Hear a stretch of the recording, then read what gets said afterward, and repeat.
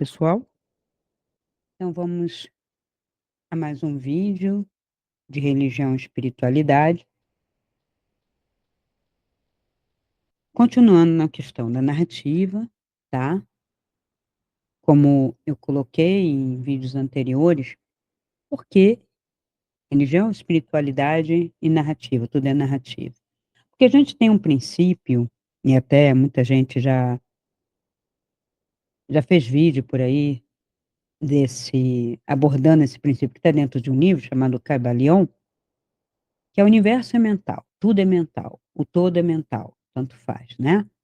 E eu já expliquei que substituíram, né, principalmente no século XXI, que isso ficou mais em moda, né, a palavra Deus, assim, tirando, claro, os religiosos, né, das caixinhas, a palavra Deus caiu de moda, eu não posso mais falar Deus. Não é que eu não acredite em Deus, né, porque todo mundo indo para o materialismo, o cientificismo, né, com essa nova era.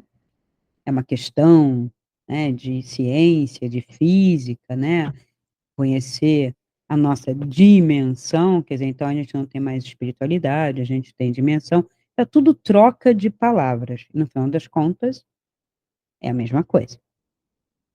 Então eu coloquei na minha entrevista exatamente isso, mas em função de quê?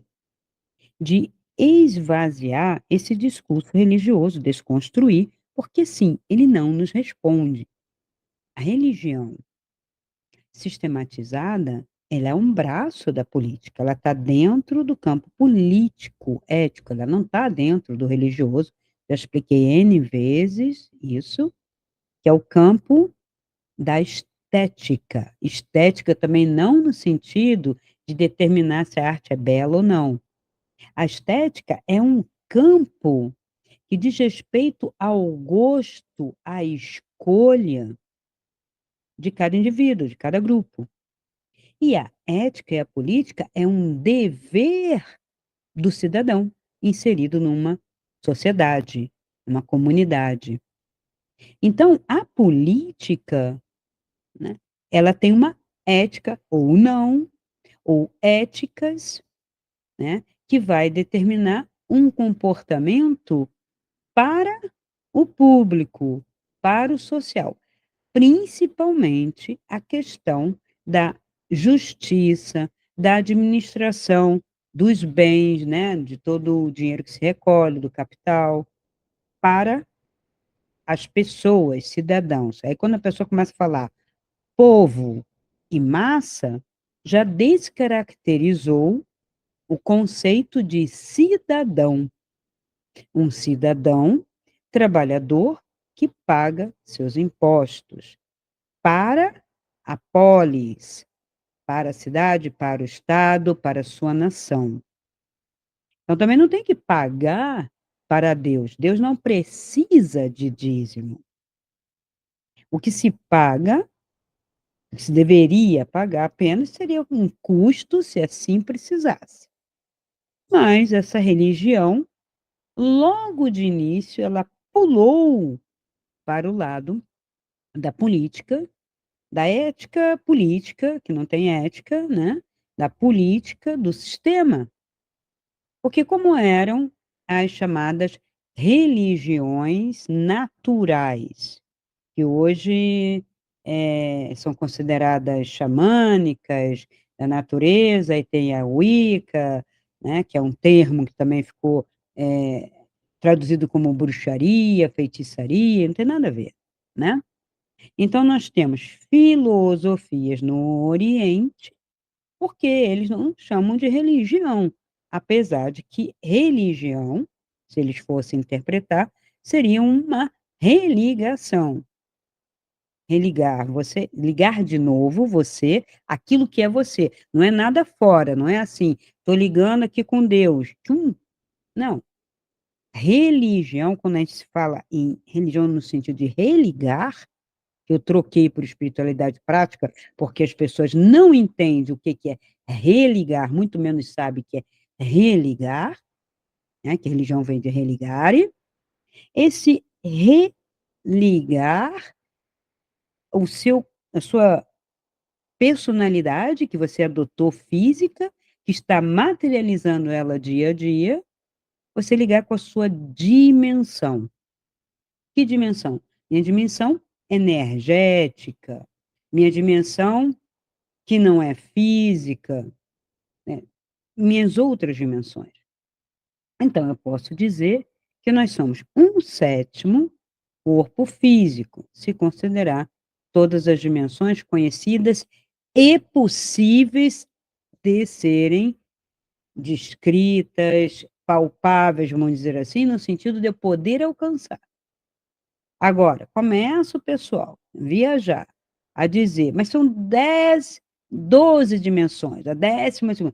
Mas veja, se você conseguir alcançar a 5ª dimensão, a 6ª dimensão e a 7ª eu acho hiper difícil, como é que o indivíduo que tem um corpo igual a todos, o mesmo DNA, as 2 hélices e deu, e chamou-se hélice, porque isto é um nome científico aproximado, né, pela figura que lembra o enrolamento do DNA. Mas não tem hélice nenhuma, ninguém vai sair voando.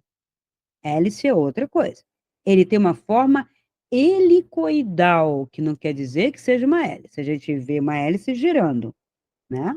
Então, o helicoidal, né, do DNA, ele tem, né, como se fossem 2 hastes, e aí tem a parte que foi descrita, que já foi estudado, o genoma, uma parte só, o resto consideraram um lixo, problema da literatura e da mídia, que veio dizendo que um cientista considerou como lixo, ninguém considerou lixo.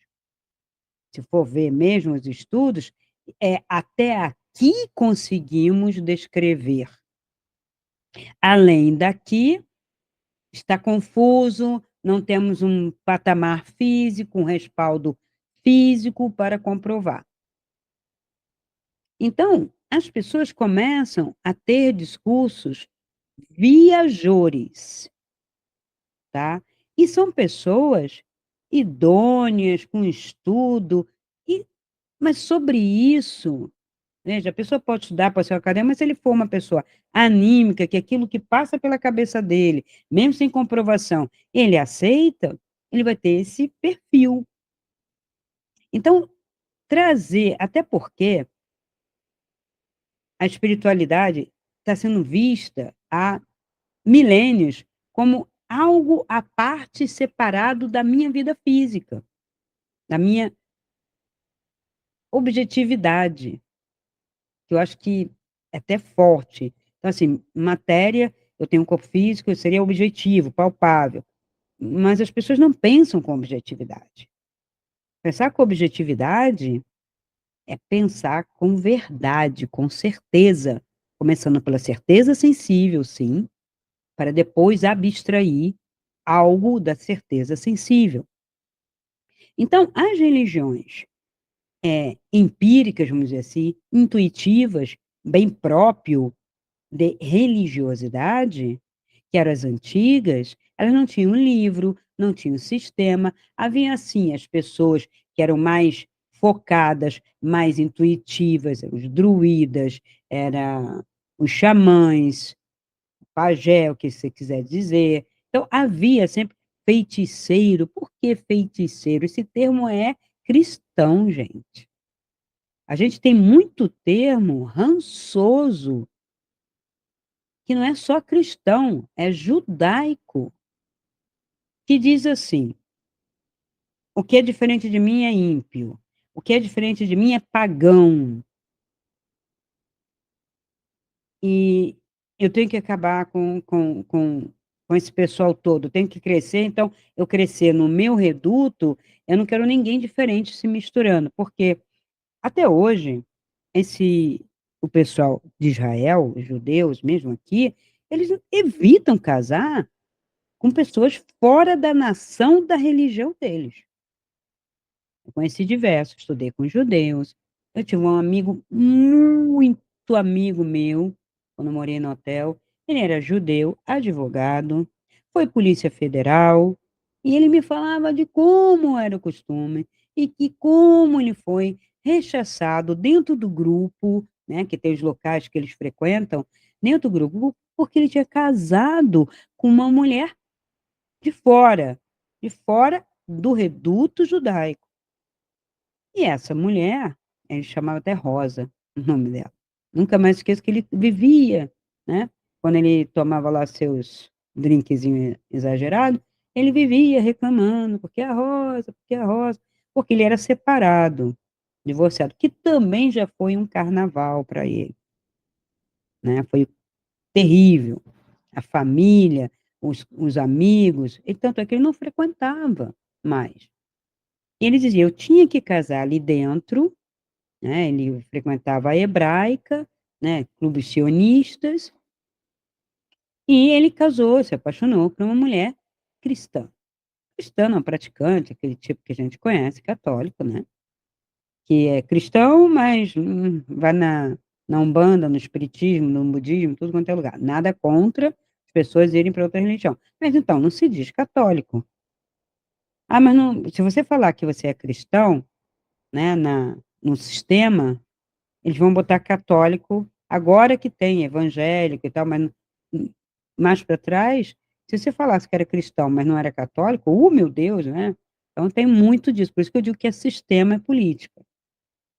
E ele casou fora, foi discriminado, e o pior, quando ele descasou, e o motivo pelo qual ele se descasou, porque essa mulher resolveu traí-lo com outra mulher. Aí foi a humilhação total, e ele, em função disso, se separou de tudo e de todos, foi morar no hotel, né, e com as suas mágoas, as suas tristezas, e alijado do seu meio, em que eu, conversando com ele, né, a cada café eu conversava, e ficava sabendo dessas peripécias, de como pensava aquele grupo, né? Então a gente fica sabendo que é fechado, que se casam entre eles. Tanto é que eles fazem, né, a busca pelo DNA para saber se eles são Askenazi, que é o que eles chamam de judeu mais puro, que quase não se misturou.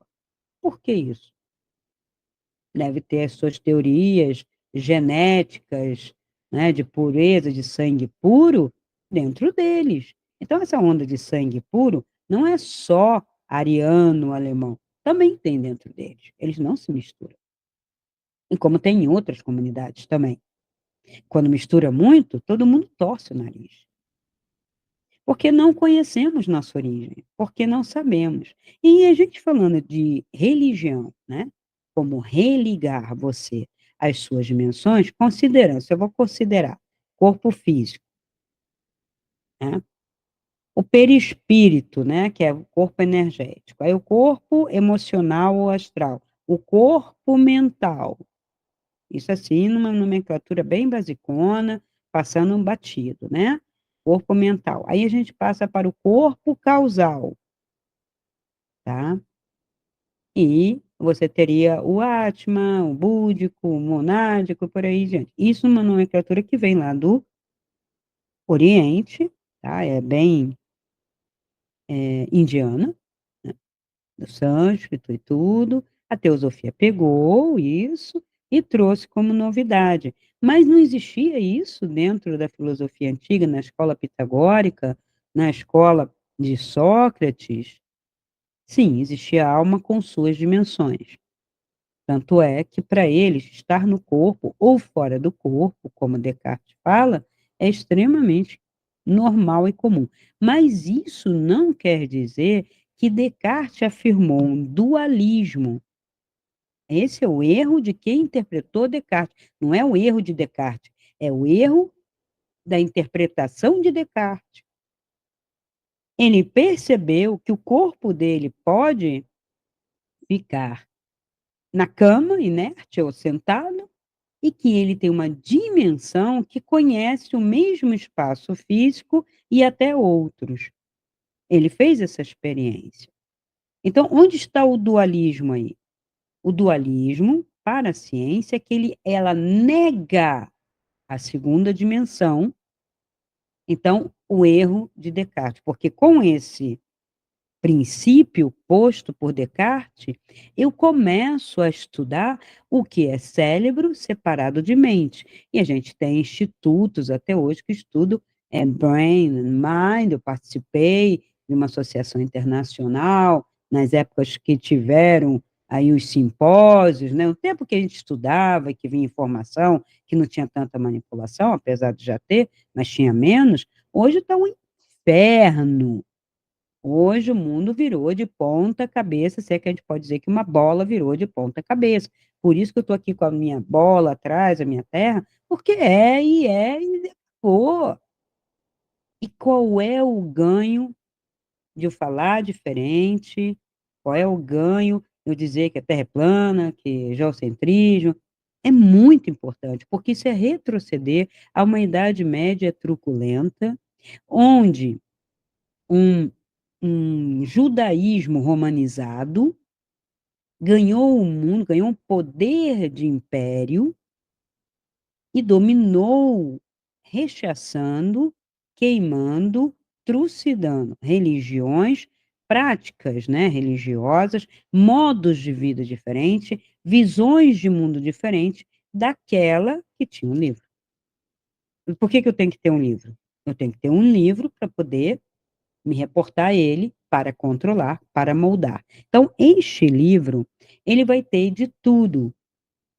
Então, quando às vezes vem um pastor, né, em canais que tem não sei quantos mil de visualização, né, e diz que isso aqui é pé da letra, e eu venho desconstruindo ao pé da letra que ele é incoerente, e que não dá para ser pé da letra, que como texto literário, ele é uma colcha de retalho, ele não tem verossimilhança, como texto literário é horrível, quer dizer, a leitura literária da Bíblia para contar historinha, e literatura não é causo, não é contar uma história. Ah, aquele romance? Ah, foi ele com ela, não sei o quê, o triângulo amoroso, não sei o que lá, casou, separou, traiu. Isso, isso é bobo, gente. A literatura, ela vai muito além de uma história. E é por isso que hoje não se lê o quê? Nem poesia, nem teatro, uma série de outras coisas, porque somente o romance me dá uma certa história. Mas será que todo romance traz isso? Não, também. Então, nós estamos numa redução de conhecimento brutal para poder considerar alguns livros literários. Literários. E aqui, histórico aí vamos lá, pela teoria da história. A Cristina fez, né, na tese de mestrado, e depois doutorado em letras, uma relação entre real e imaginário, comparando textos narrativos com textos históricos. E, na minha defesa, a primeira defesa que eu fiz, eu coloquei 5 textos literários e 5 históricos, embaralhei, não falei qual era o autor, mas li o trecho. E perguntei, desafiei a banca a me dizer quais textos eram literatura e quais textos eram literários, ficção, imaginação. Eram doutores na banca. Algum deles da Federal. Conseguiu acertar e dizer? Um ou outro literário acertaram por conhecer o texto, mas não que ele tivesse uma configuração literária pura, no sentido literário. Então, se eu tenho um romance histórico, qual é a diferença em relação a um texto histórico? Laurentino Gomes fez livros históricos, não sendo nem historiador, nem escritor propriamente dito de ficção. Ele era jornalista. O jornalista, ele faz jornal. Ele pega fatos, interpreta, coloca no ventilador. a versão dele. Todo texto jornalista é de opinião. E muitos não têm nem nada literário, nada estético, porque literatura vai apontar para a estética, para o poético. E esse não. E a Bíblia? Por que eu estou falando de literatura, de poesia, de história? Porque aqui a gente vai encontrar poesia, né? Os salmos, Cântico dos Cânticos, linda poesia. Aí sim, mas veja, a Bíblia não é literária. Na Bíblia, parece assim: você quer ler poesia? Eu vou te dar esse pode. Ah, você quer um livro de novelas exemplares, né? Exemplar, proverbial? Eu vou te dar este. Não vai buscar outro. Isto aqui é coibir, né, o povo de ler outros povos, outras literaturas. Então, você já tem um livro bem gordo, bem vasto, divirta-se com ele. Era a postura, deixou um momento de ser e voltou a ser principalmente dos evangélicos. Principalmente. Mas assim, gritante isso. Então, assim, eu quero ler um romance. Não, você já tem aqui. Qual romance que tem aqui? Ah, lê o romance de Adão e Eva, a história de Caim e Abel, porque aí esses causos são romances. Porque se eu traduzo a literatura como causo, isso aqui tem literatura. Mas não tem. Por que não tem? Porque na verossimilhança a gente vai encontrar as contradições. A primeira contradição que eu encontrei foi no relato narrativo, literário, mitológico, histórico do Gênesis. Quem conseguir me definir, porque palavra de Deus aí forçou, né? Isso aqui é palavra escrita por homem. Pelo menos no Islã, o Alcorão, o Maomé teve a humildade de dizer: eu escrevi porque Gabriel ditou as coisas para mim. Ele não falou Deus, ele não falou Alá, né? Então tem um pouco mais de humildade. Mas o Moisés não tem nenhuma. E o cristão não tem porque ninguém escreveu um livro cristão, entende? Não há um livro cristão. O Cristo não ditou um livro. Ele não ditou nada, nem as cartas de Cristo, pode esquecer, tá? Aquilo ali é animismo puro. De alguém que leu a Bíblia e fez suas interpretações do cristianismo e começou a misturar com outras coisas de nova era, de dimensão, e foi colocando ali, ao seu bel prazer, tá?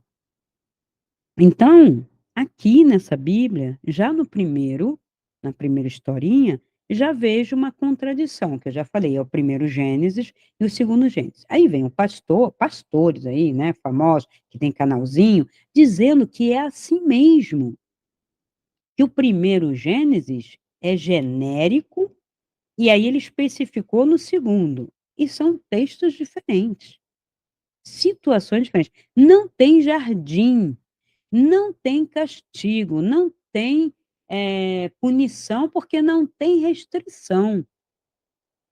Então, é como se eu fizesse assim: vou contar a história de Adão e Eva. Só que no primeiro Gênesis não tem Adão e Eva, tem homem e mulher. E detalhe, não tem macho, tá? É homem e mulher. Macho aqui são os animais, tá? Fez macho e fêmea os animais. Mas o homem, não. E aqui, né? No segundo Gênesis, o bicho pega, né? Porque ele cria de uma maneira. Quem cria? Não é o mesmo. No primeiro, plural, nós façamos a nossa imagem e semelhança. No segundo, ele fez. Ele, o Senhor. Então, eu quero crer, né? Se eu for levar, né, uma leitura, como diz o tal pastor famoso aí, é literal, gente. É para ler ao pé da letra. Isso não é mitológico.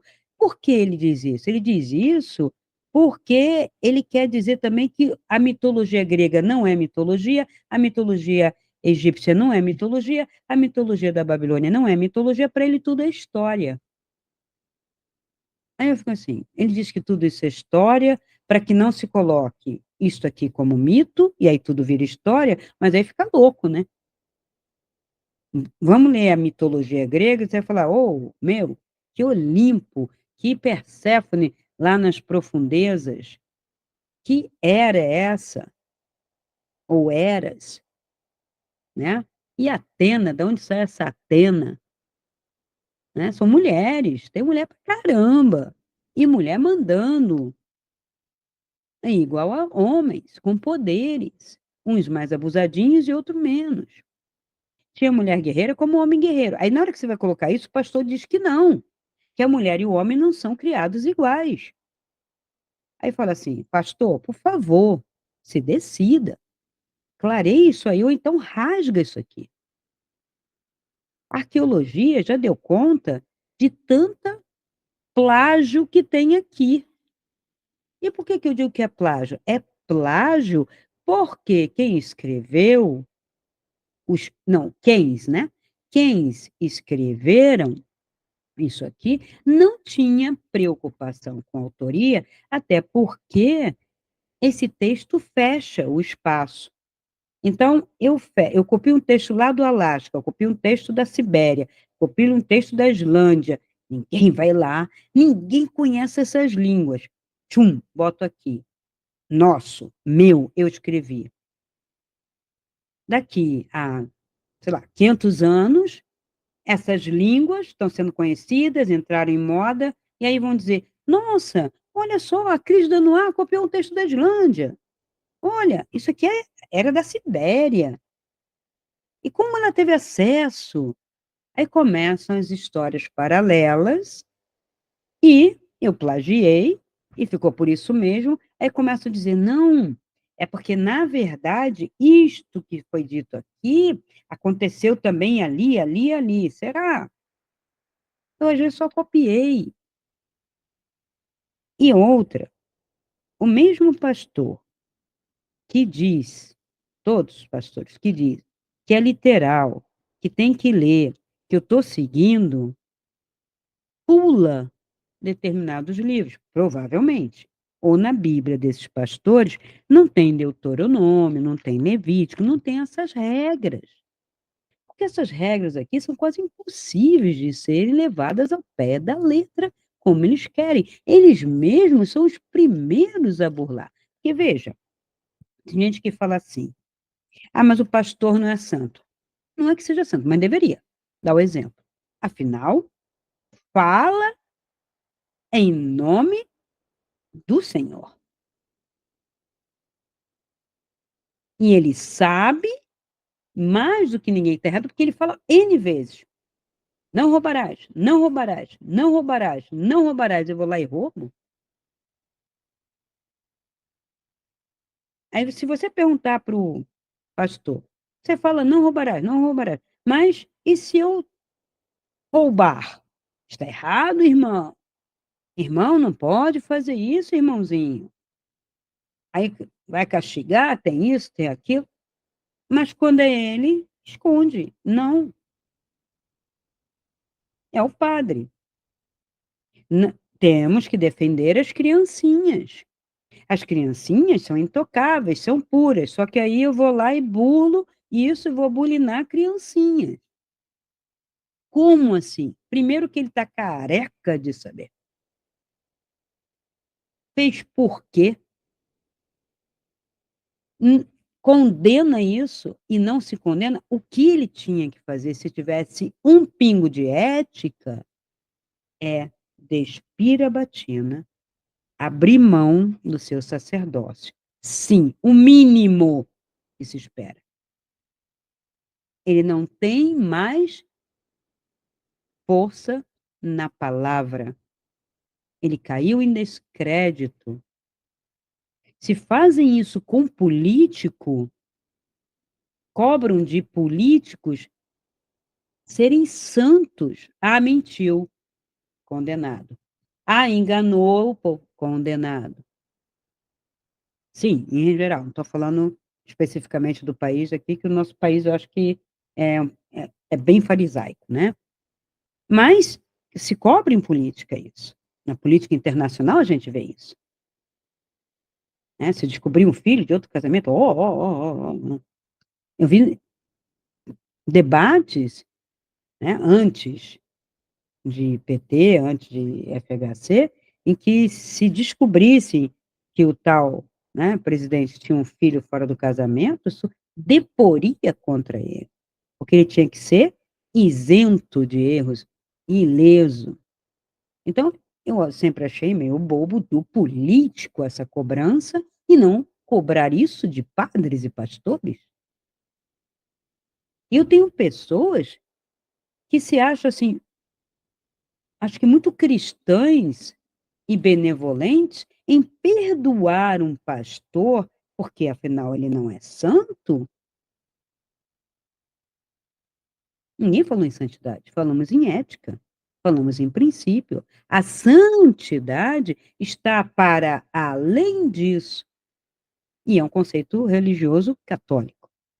O católico considera santo aquele que faz muito pela igreja, dedica sua vida, né, em prol dessa igreja, defende-a com textos, com punições, etc., ou eles tiveram que engolir os fenômenos de milagres semelhantes à figura crística, que é a mais difícil deles aceitarem esse tipo de santidade.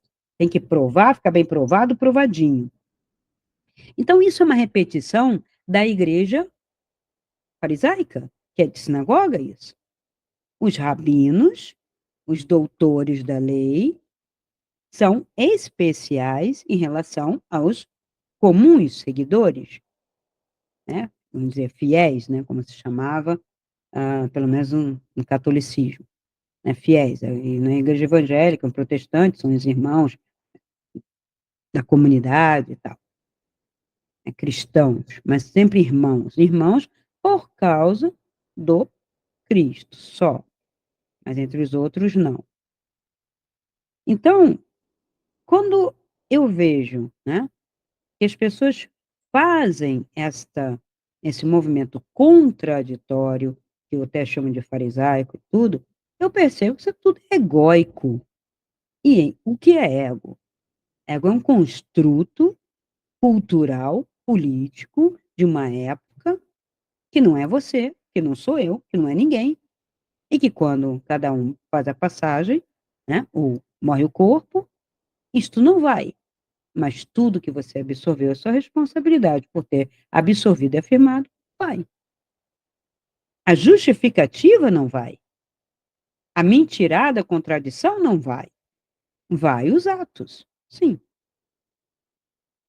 As responsabilidades do que foi vivido.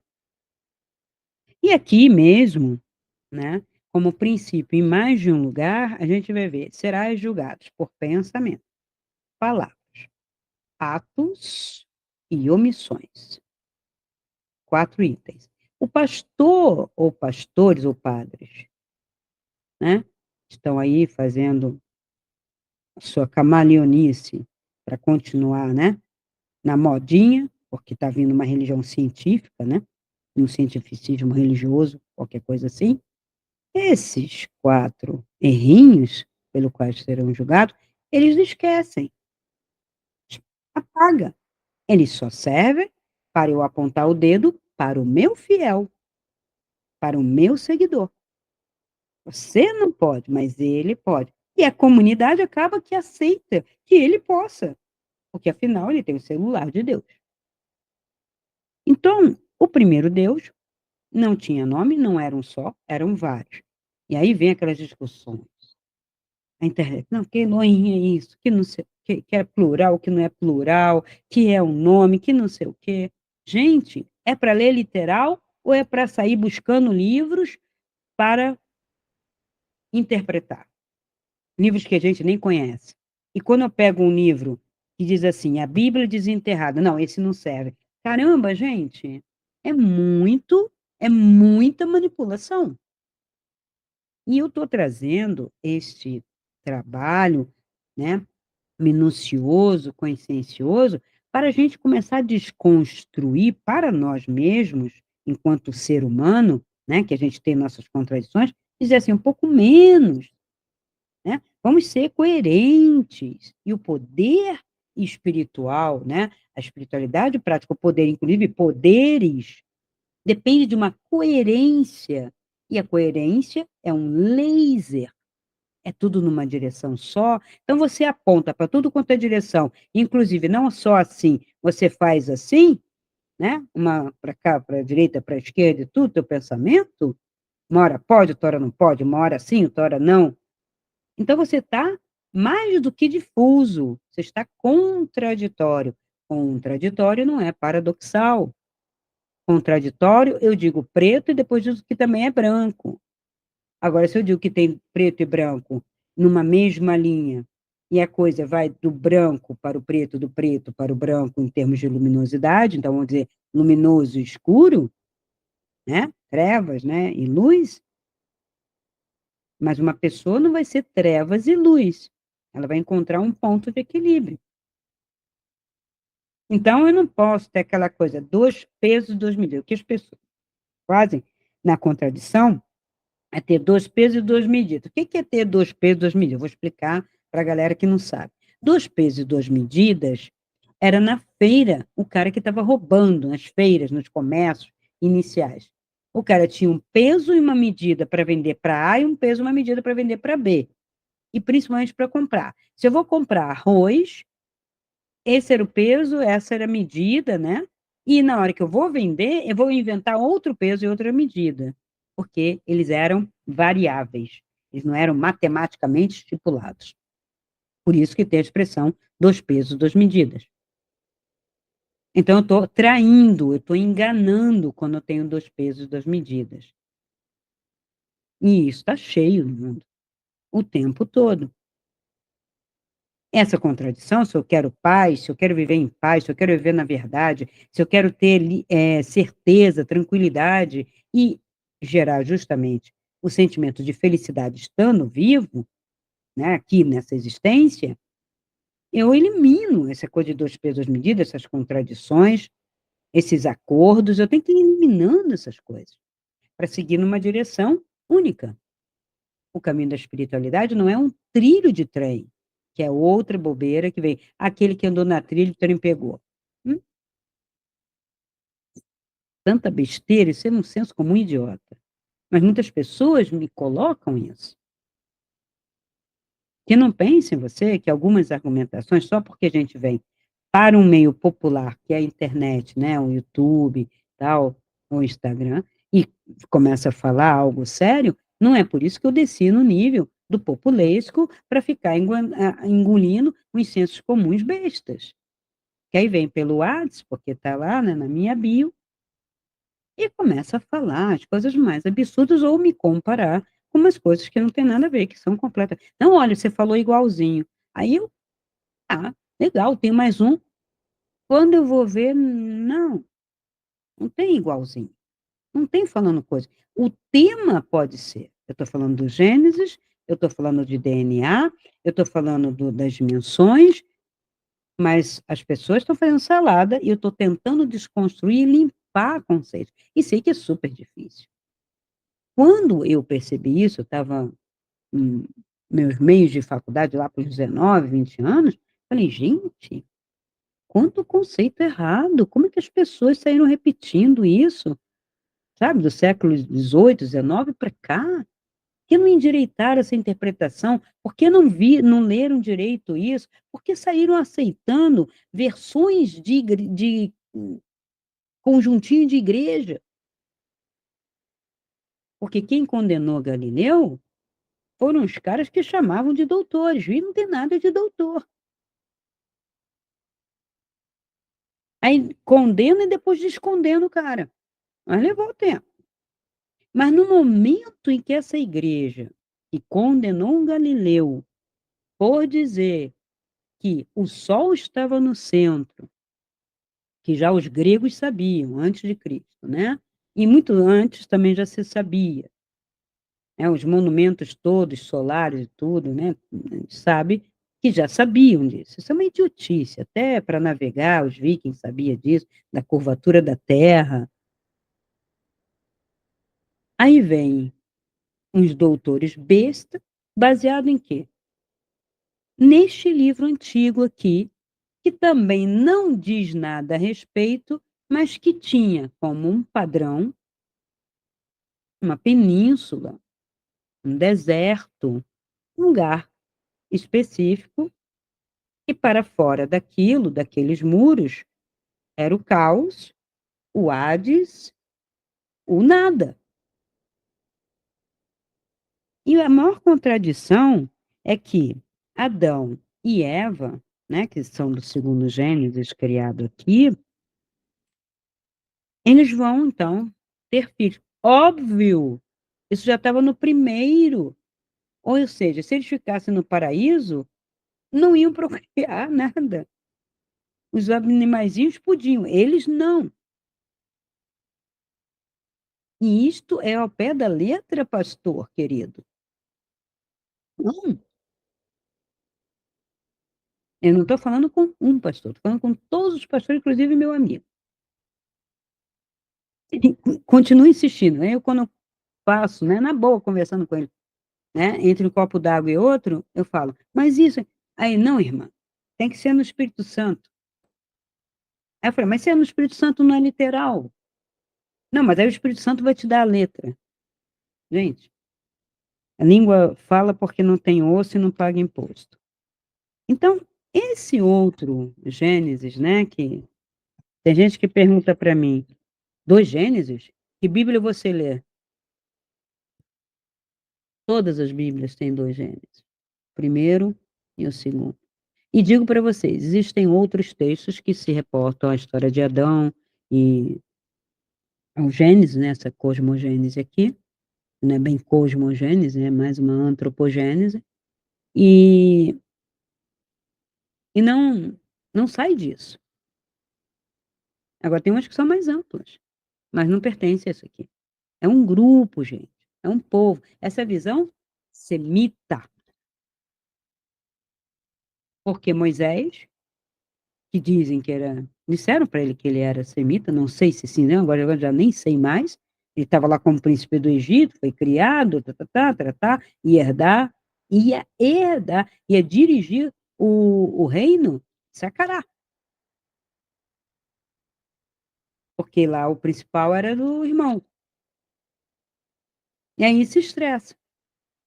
Agora, também se sabe que aquelas tais pragas, né, aquele movimento todo, coincide com uma crise climática que ocorreu na Terra, teve dilúvio e depois teve essa crise também. Não podemos esquecer que os egípcios desviaram o curso do Nilo, e isso causou impacto ambiental. E a Babilônia e a Suméria estavam com problemas de seca e, consequentemente, sem grãos. E, consequentemente, gafanhotos vão para onde tem grãos. Então, tem uma série de questões de estudos que mostram que aquilo que aconteceu eram fenômenos e os caras se aproveitaram. E também não foi um seguidinho atrás do outro, tá bom? Levou muito tempo. Essa saída de Moisés do, do Egito, ele sai quando descobre que, ó, meu Deus, não sou egípcio, não sou filho do meu pai nem filho da minha mãe, uma crise, né, existencial, foi enganado, né, apesar de que era rico, foi bem tratado, mas, ai, mas a minha origem é outra. É por isso que eu falo, cuidado com essas perguntas de origem, porque só cria confusão e atrapalha a tua vida, porque tem horas que pouco importa. Se não está sendo torturado, se não está sendo maltratado, está sendo tratado como rei, não está reclamando que você não é egípcio? Então ele sai. Essa saída dele não foi assim: "Alô, eu sou semita, vou me juntar com o meu povo, tchau para vocês, vou levar meu povo". E saiu em uma semana, 10 dias. Não, ele sai em crise, encontra lá a mulherzinha, resolvem viver de uma maneira humilde, já que eu não sou tão rico, não sou realmente um herdeiro, então eu vou me aliar, fica lá no pastor, aí fica de olho nas mulherzinhas lá, né, as filhas do pastor, aí tem que fazer, tem que acontecer, aí fica criando. Passou um ano, gente. E esse povinho ali é que tinha o hábito de cultuar lá na montanhazinha, no morrozinho, uma coisa que eles chamavam de sarça ardente. Isto é uma imagem, não é o que as pessoas falam. Agora, num deserto, não é difícil de você chamar um Deus, a manifestação de um Deus de sarça ardente.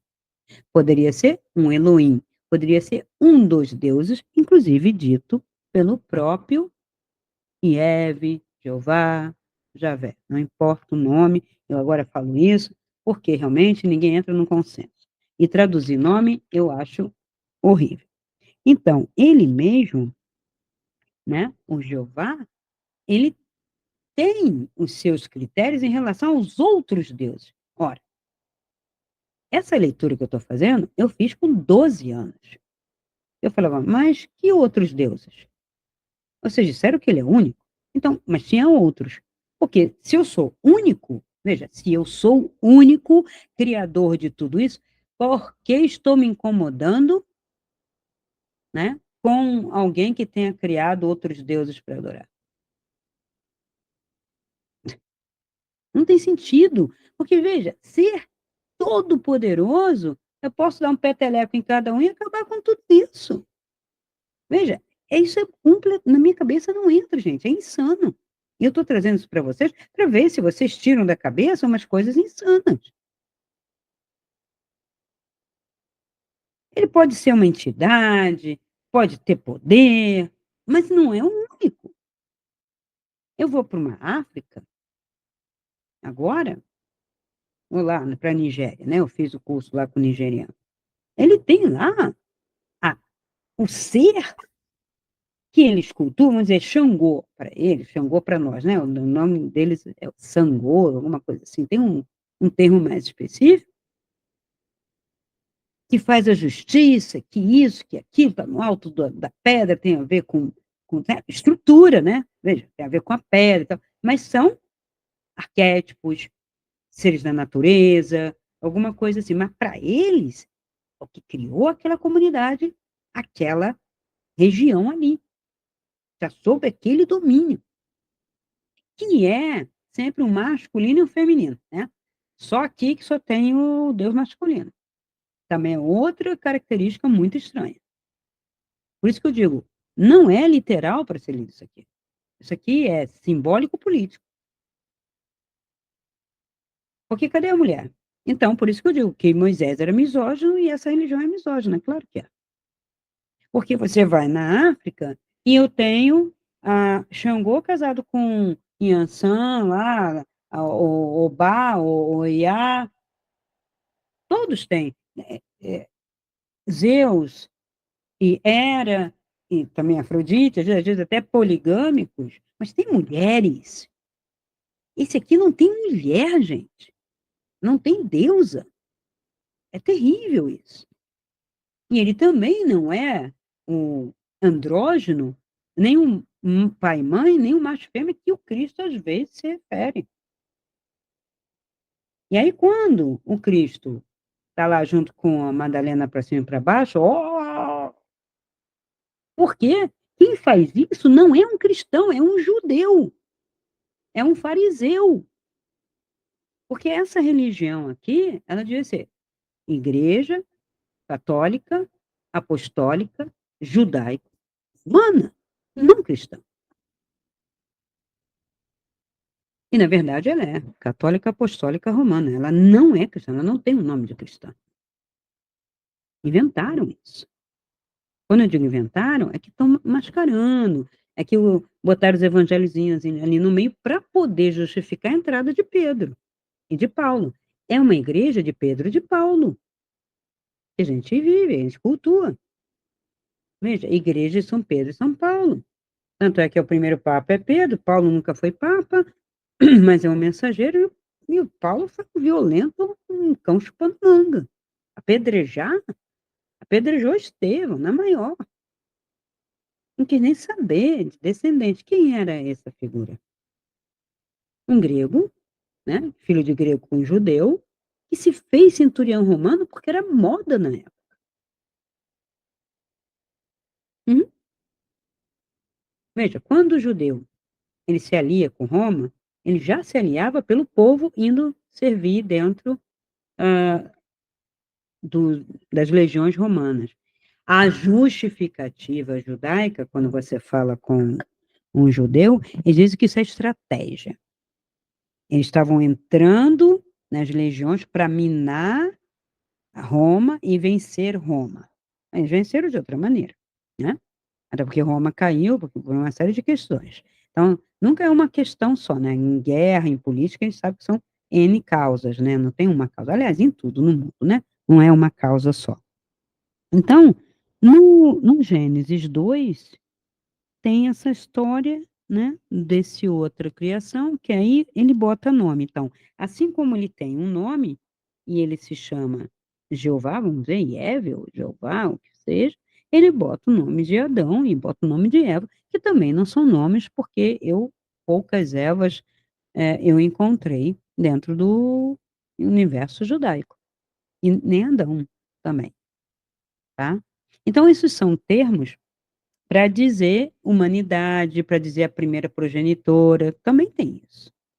Aí também vem o cara e traduz errado, bota aquilo que quer. Mas vamos dizer que seja Adão e Eva e que tiveram filhos. Aí está aqui, o primeiro filho foi Caim, né? E é como se fosse um espanto, né?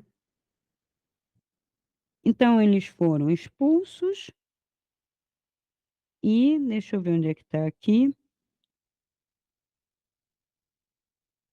Adão, assim, lá no capítulo 4, né, depois que passa aquele tumulto todo, foi, não foi, quem foi, a cobra, a serpente, suricato, tal, porque veja, se Deus criou todos os animais, ele sabia muito bem que ele criou um animal rastejante que se chama cobra, ou serpente, não é mais serpente que no deserto, por que que é serpente? Porque no deserto as serpentes são muito temidas, né? E essa serpente, né, é uma imagem. Aí é uma imagem, alguém que chegou e falou assim: come o fruto, come o fruto. Na verdade, a serpente está dentro da pessoa, né? Está dentro da Eva, que está dentro do Adão, vamos lá comer mesmo. Por quê? Porque você colocou proibido. Aí foi um teste. Quer dizer que Deus testa a ridícula de umas criaturas que ele mesmo fez. Adão teve relações com sua esposa Eva. Nem precisa dizer, é óbvio, né? Que todos os animaizinhos já estão se multiplicando, menos ele. Aí ele resolveu: então eu vou ter relação com a minha esposa. E aí, ela deu à luz a Caim, e aí fala assim: tive um menino com a ajuda de Jeová. Estranho, muito estranho. Porque quando a gente vai ver as mitologias, Zeus fez muito filho em mortais. Odin também. Então, há deuses, Júpiter, né, que não se sabe exatamente se você pode ver como uma mitologia, um arquétipo. Mitologia não é mentira, tá? Mentira, mito como mitologia, como é um arquétipo. Mas esse arquétipo dá conta do quê? Do ser humano. Não é um arquétipo divino que a gente não tem, não temos como alcançar o divino. A gente só alcançaria o divino se a gente fosse divino, na nossa plenitude, não na nossa essência.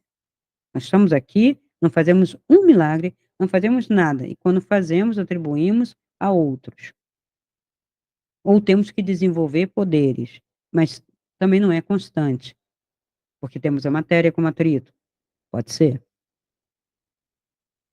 Então, esses deuses não tinham corpo para poder ter esse poder todo. Aí vem aquela história que é literal, que aconteceu mesmo.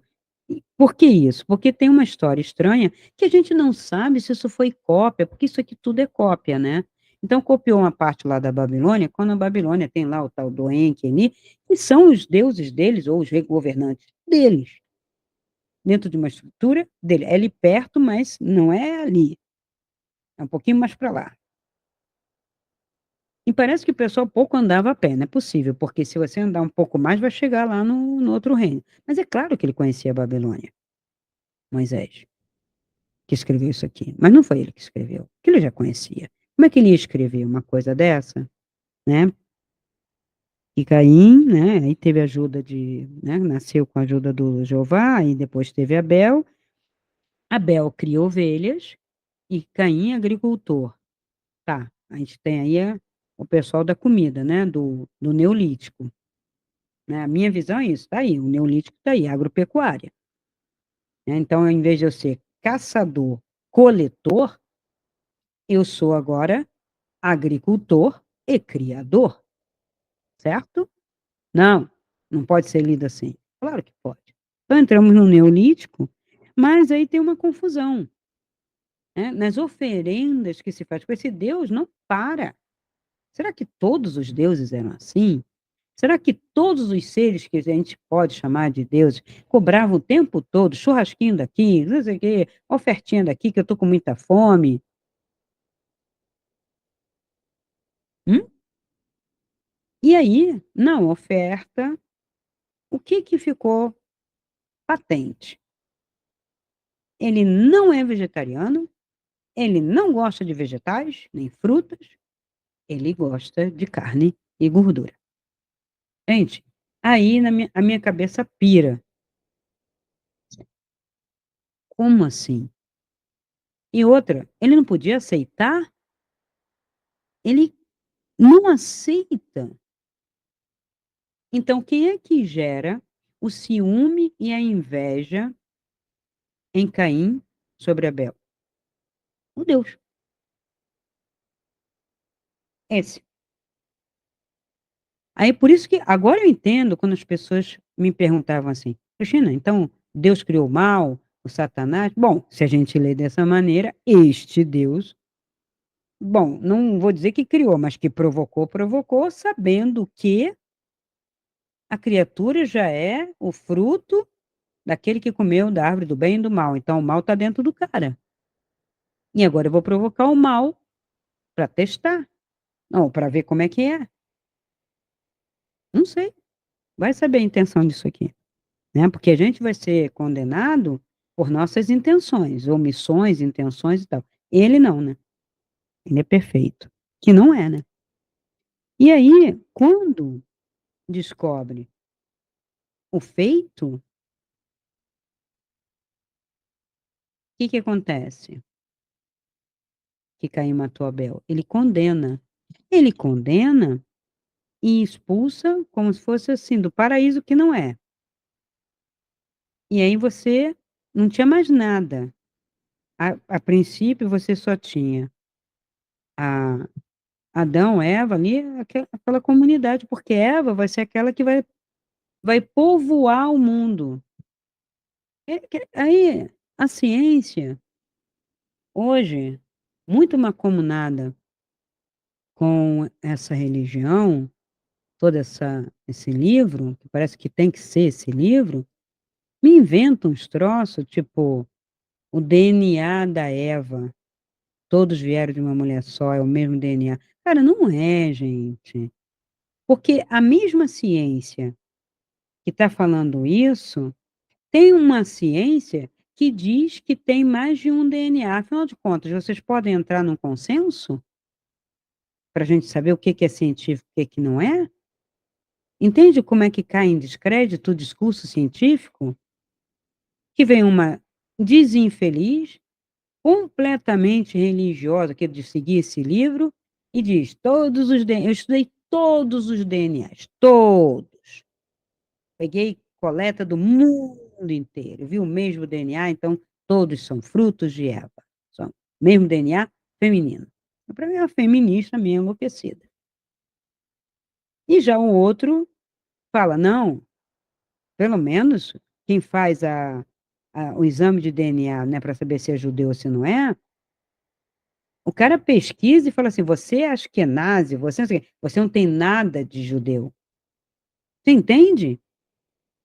E é ciência. Isso é ciência ou isso é só comércio para tirar dinheiro das pessoas?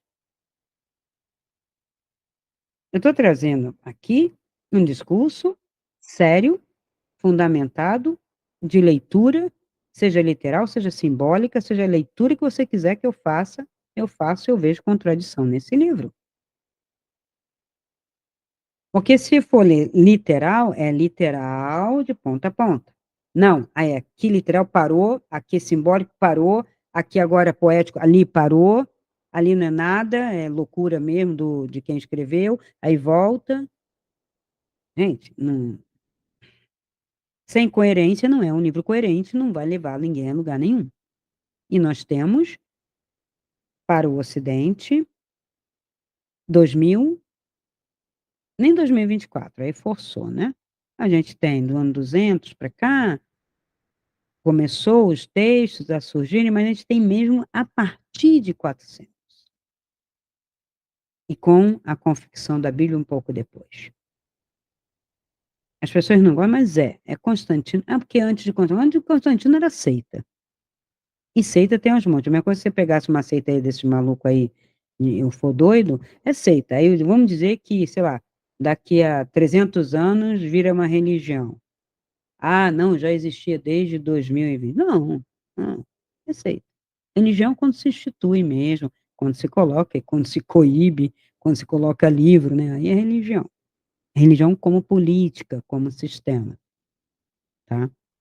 Então, esse Caim que sai vai encontrar o quê? Outras comunidades, outras pessoas, vai casar com outra mulher que está ali do lado e vai ter uma paulada de filhos. E com ela vai ter filho tal, filho, vai fazer mais filho do que Adão fazia na Eva, né? Então, isso daqui, eu fico me perguntando aonde tem. Aí vem a história de Noé. Mas uma coisa interessante que eu esbarrei aqui, né? Esbarrei, é que chega no capítulo 5, né, a gente já está sabendo da história lá do primeiro Gênesis, segundo Gênesis, a expulsão de Adão, como é que foi criado Adão, né? A sua companheira e tal. Aí no capítulo 5 fala assim: este é o livro da história de Adão. No dia em que Deus criou Adão, ele o fez à semelhança de Deus.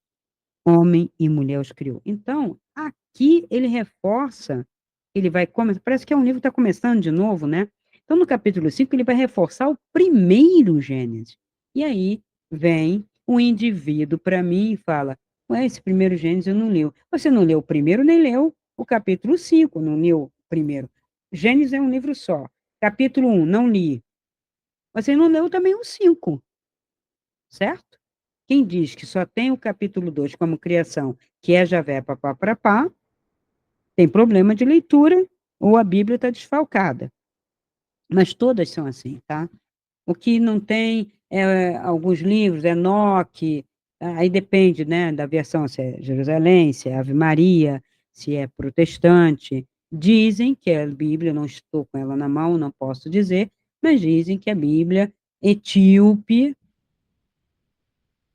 tem o livro de Enoque também.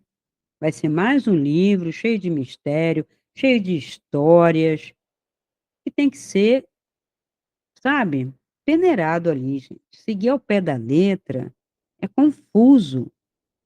Mal a gente consegue seguir uma notícia jornalista ao pé da letra, que dirá um texto desse. Então, aqui, homem e mulher os criou, no dia em que foram criados, ele os abençoou e lhes deu o nome de homem. Lhes deu homem, como dois homens, né? E não é humanidade. Aí Adão viveu 130 e se tornou pai de um filho à sua semelhança e à sua imagem. E lhe deu o nome Sete. Depois de se tornar pai de Sete, Adão viveu 800 anos. É louco isso, né? E ele se tornou pai de filhos e filhas, de modo que todos os dias da vida de Adão Somaram 930 anos, aí ele morreu. Então, assim, o que aconteceu quando ele teve o filho 7? Foi ele que pariu? E aí, de repente, abriu a fábrica e começou a fazer filho? É louco isso. E o cara vem me dizer que a Bíblia é para ser lida ao pé da letra? Se isso aqui não é simbólico, isso não tem sentido algum. Aí o 7 viveu 105 anos e aí se tornou pai de Enós. Veja, quando os caras se tornam pai, o troço acontece pancada, né?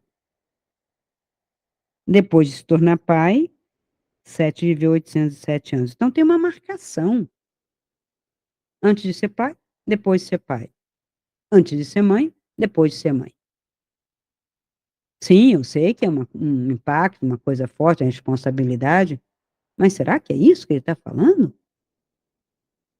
E aí, depois, é assim, abriu a fábrica, aí ele foi ter filhos e filhas, mesma coisa. Então isso aqui, inclusive, como é repetitivo, né, aquele processo da literação, é claro que isso aqui é simbólico, poético, não é literário, e não é. E aí começam esses anos também, e veja, quando a gente fala anos, a gente está num calendário específico, feito pelo Papa lá, né, que juntou calendário tal, calendário tal, para fazer o quê? Comércio, que cada um estava num mês, cada um estava num ano, embora o judeu considere ainda os seus 5.000 e tantos anos, porque ele não quer considerar o Messias. Mas hoje, muitos não estão considerando mais para o comércio, para o banco, nós estamos no ano 2024, né, e tem lá os fusos horários, isso é para comércio, gente, tá? É questões de convenção. Aí tem também o 7 teve Enos é a mesma coisa, e começa essa história. Matusalém foi mais o que viveu, e filho de filho, de filho de filho, e esse é o livro de Adão. E aí, mais adiante, no capítulo 6 aí vai esta história de Noé. E esse Noé, que é Noa, ele tem um monte de Noas. Eu já até expliquei sobre isso, eu tenho um curso, né, que eu estou terminando de gravar, eu vou colocar também à disposição, né, na indústria, que, gente, dilúvio tem um monte, um monte. Tem na China, tem na Índia, tem na Babilônia, tem no povo celta, porque provavelmente aconteceu. Aí a gente pode dizer que provavelmente aconteceu na Terra algum reset sério. Hoje o reset, o homem que quer dar. Naquele tempo, não sei se foi ser humano que se juntou, não tinha essa comunidade, essa comunicação, para chegar e fazer um reset geral. Acho que o reset foi de quem criou isso tudo, pode ser realmente inteligências, deuses, como está lá no primeiro, né?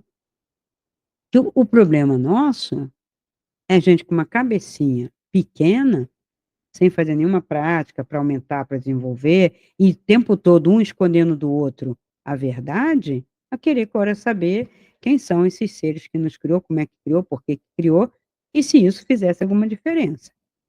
Eu estou aqui, eu tenho que saber o que eu vou fazer aqui agora e apontar para uma direção. O que que faz lá na Índia? O cara entra em crise, o cara senta embaixo de uma árvore, vai lá e fala: "Só levando aqui depois que alcançar alguma coisa". E acontece.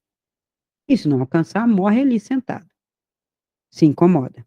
O não saber de onde veio.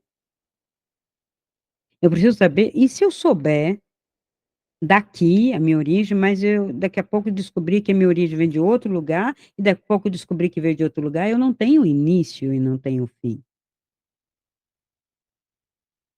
Porque, sendo a imagem e semelhança, como aqui está escrito e como eu creio que seja, pelo fato de que eu não posso apontar para um começo, então, como é imortal e infinito e eterno, sou imortal, infinita e eterna, e pouco se me dá se eu for saber a minha origem. Posso descobrir no máximo o que é o momento da minha emanação e o que eu vou ser. Eu vou construir. Até onde eu permitir ou não a mim mesmo, ou permitir que o outro determine a minha vida. Eu sou passível de ser programada e condicionada. Sim, concordo com um monte de gente que fala isso. Mas também discordo, porque posso me autoprogramar. Não s O pessoal prefere acreditar que a IA pode ser autoprogramada do que o ser humano. É incrível isso. Então, se uma IA pode chegar nesse nível, então eu posso. Mas aí é contradição dentro da mesma ciência, sabe? Eu estou mostrando para vocês que a Bíblia tem essas contradições e ela é tão política e científica quanto a ciência e a política é, assim, contraditória. Então, só nos resta fazer uma espiritualidade prática. E como que eu faço uma espiritualidade prática? A primeira coisa é me libertando disso aqui. E me libertar disso aqui é dizer: "Isso aqui não tem importância, isso é um texto cultural, histórico, colocar, é contraditório, gosto, não gosto", é exatamente isso. Gosto, não gosto. Ah, tem uma parte aqui que eu acho interessante. Ah, aqui dentro algum homem, né, a gente vê isso na literatura. Nossa, eu vou ler na literatura coisas super fundamentais e consequentes. Exemplos de vida, exemplos de superação, que são relatos de homens contando de homens. E aqui é a mesma coisa, são homens falando de homens, super-homens ou homens, e não importa. Agora, aqui tem um bocado de regra que ninguém cumpre, né, gente, pelo amor de Deus, vamos combinar. Acho que nem os judeus hoje estão cumprindo. Eu vi uma reportagem, uma vez, um videozinho, né, ele rolou um certo tempo, de um judeu, que disse que ele ia seguir à risca a Torá. E ele disse que o ano inteiro que ele seguiu todas as regras que estavam ali, foi o inferno da vida dele. Ele falou: "Não dá, não dá, é proibido aqui, proibido ali, vai para cá, vai para lá, apedreja a pessoa que blasfema", e por aí vai. São mais de 100 regras aqui. Se com 10 mandamentos já é difícil, imagina, é o pessoal daqui do Brasil tentando seguir uma constituição. É a maior constituição que existe no mundo, é a nossa. E por isso que dá essa confusão, ninguém consegue definir o quê. Então, eh, desconstruímos esse Gênesis, né, eh, tem também algumas partes bem, tristes, né, difíceis, né, que esse Jeová, eu vou falar, algumas vezes eu fui mais rebelde e falava: "Gente, com um Deus desse não preciso de Satanás nem capeta". Porque é provocação em cima de provocação, teste em cima de teste, ele é odiento, ele é ciumento, ele é totalmente humano e um humano baixo. Já encontrei homens muito mais, amorosos, né, coerentes e edificantes do que um troço desse, meu Deus. Fala sério, só se é um homem do tempo antigo, mas será que não tinha ninguém melhor? Ou é só lá? Eu não sei se todos os faraós foram assim, capeta. Também não sei se todos da Grécia, na Grécia tinham homens maravilhosos, Sócrates, Protágoras, Anaximandro, né, o Pitágoras com a sua academia, meu Deus do céu, até Epicuro, que as pessoas interpretam mal, mas o epicurismo é fantástico, é extraordinário, para buscar a felicidade mesmo. Então eu prefiro apregoar um caminho pela filosofia, eu tenho, né, isso já colocado, que ela vai te dar muito mais consequência, muito mais exemplo, do que esse livro aqui. Porque Abraão é tentado a matar o próprio filho, gente. E o Abraão vai.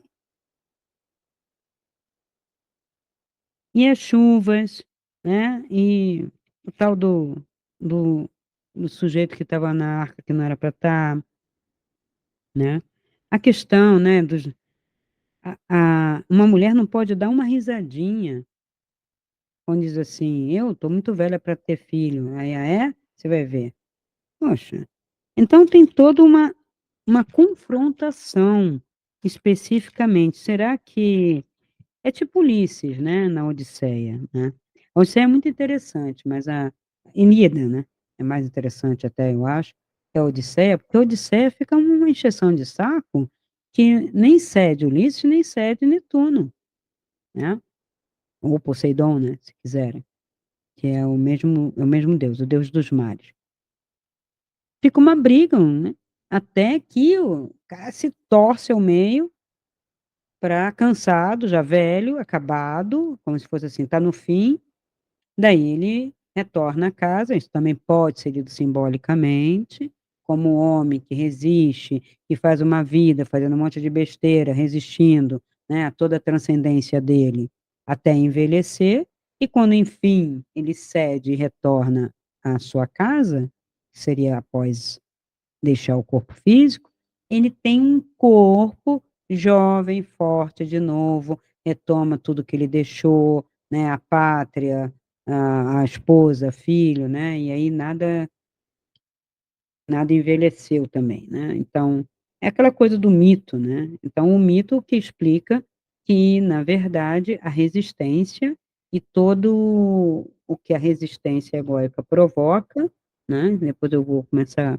colocar literatura aí para vocês, para fazer uma leitura, né? Uma leitura diferente dessa leitura de eco da internet, todo mundo lê a mesma coisa. Isso me irrita profundamente. Que as pessoas não, sabe, não pensam com a sua cabeça, vai lá, escuta um e repete, né. Então, é por isso que eu falo, o universo é mental e vamos lá exercitar a mente, mas não quer dizer que seja uma versão, tá.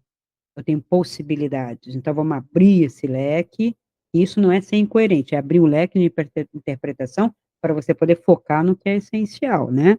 Até poder eliminar e ficar só com a vamos dizer, um jardim florido, né. Um jardim florido é mais interessante do que ter uma rosa só, né. E mesmo que eu escolha a rosa, eu tenho diversos tipos de rosa.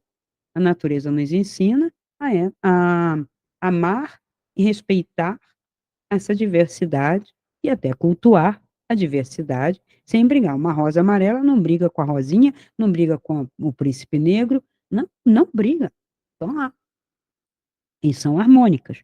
Tá, mesma coisa, eu quero trazer leituras diferentes, rosas diferentes para uma rosa só que fica passando por essa internet. Então, como narrativa, eu quero terminar para a gente poder entrar, se se tiver alguma coisa relevante, nessa história. O êxodo eu acho muito feio, tá, esses castigos, essas coisas, porque veja, esse Deus aqui, depois de fazer isso com Caim e Abel, e depois com Abraão, ele faz um troço medonho, tá, que são essas pestes, que eu prefiro pensar como um problema climático que aconteceu, um distúrbio por causa do desvio do curso do Nilo, de todo um processo e talvez também uma mudança lá da terra, né, que tenha provocado, então, uma seca muito intensa, uma carência de grãos e tal, mas ele coloca aqui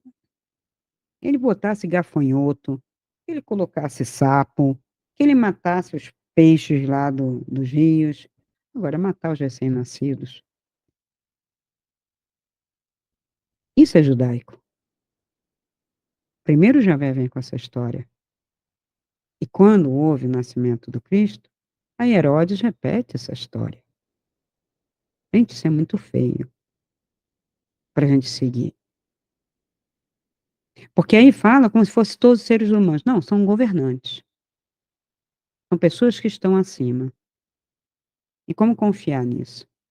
E por que eu não posso ser hiper melhor do que eles e encontrar uma série de pessoas hiper melhor do que esses governantes?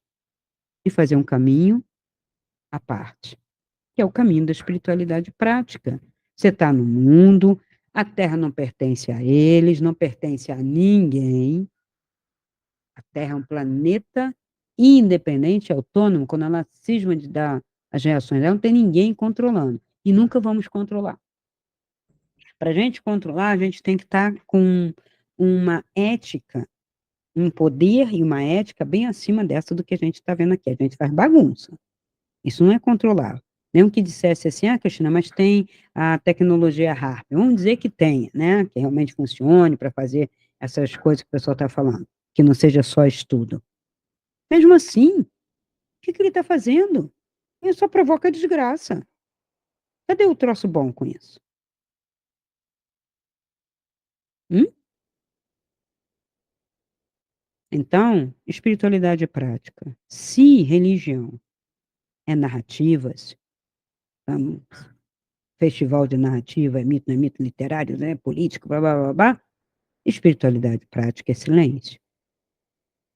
Então, quando você começa a diminuir, né, ficar com o essencial, leia o essencial, leia arte, leia poesia, leia livros belos que tragam imagens belas para você ampliar a sua sensibilidade, porque senão você vai ficar no político, no político, no político, no político, no político, isso é medonho, gente.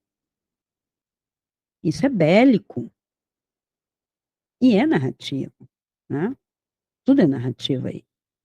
Então vamos sabe, direita, esquerda, tudo igual. Então vamos sair.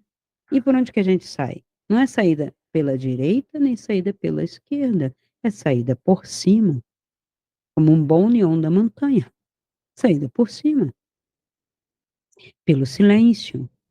Quanto mais vocês silenciarem, né, coloca lá o silêncio, coloca a fogueira, coloca um som, de golfinho ou baleia, tem vários aí pela internet, um pouquinho de mar, ele acalma, ele te dá uma sensação de conforto por causa da origem da água, água salgada, e esses sons dizem respeito a nós, por ressonância. Não vou entrar aqui em teorias, tá?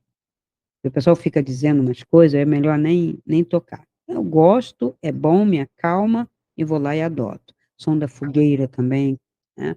O fogo é um elemento que nos remete ao coração, ao espírito.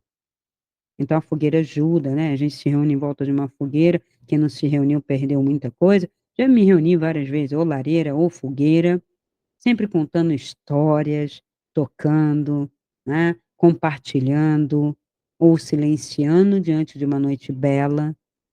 Então, é isso que tem que fazer. E você pode trazer, evocar esse momento, colocá-la na fogueira. Todas essas narrativas, narrativas externas que você adquiriu e narrativas internas que você, das quais você quer se livrar. E quais são as narrativas internas das quais ou você quer se livrar ou você também deveria se livrar. É o tal do tem que.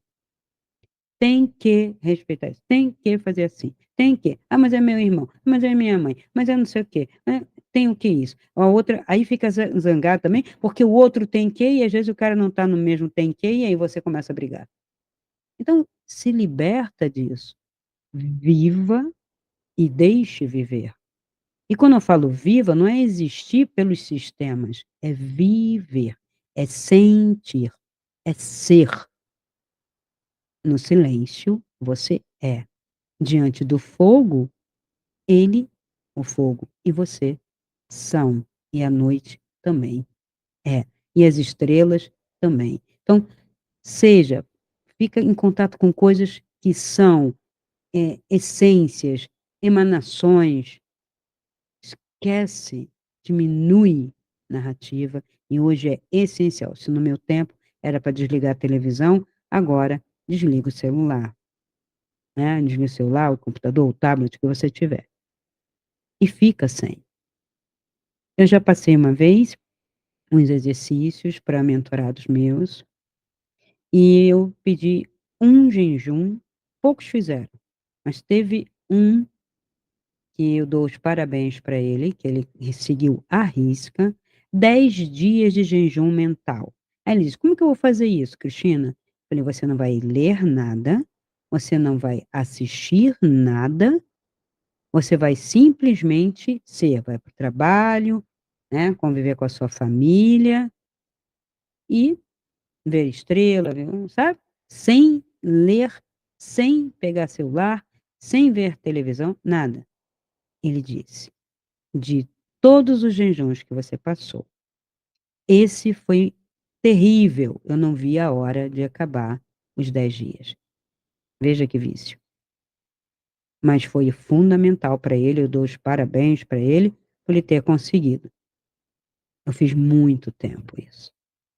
E é muito bom, você encontra a si mesmo, encontra o que você pode chamar de transcendente, divino, o todo, você encontra pelo menos parte, porque veja, o todo é muito, muito, muito hiper grande, in é imensurável. Então vamos ficar com parte desse todo, uma dimensão, você tem epifania quando você está em silêncio, ok? Então eu vou ficando por aqui, até o próximo vídeo, falando de religião e espiritualidade, sempre desconstruindo a caixa da religião e colocando o ponto para a espiritualidade, ok? Se esse vídeo ressoa com você, dê o seu like, comente, faça sua pergunta e compartilhe. Assim poderemos alcançar um número maior de pessoas e ajudar o canal a crescer. Essa luz é para todos nós. Ajude-nos a iluminar essa rede.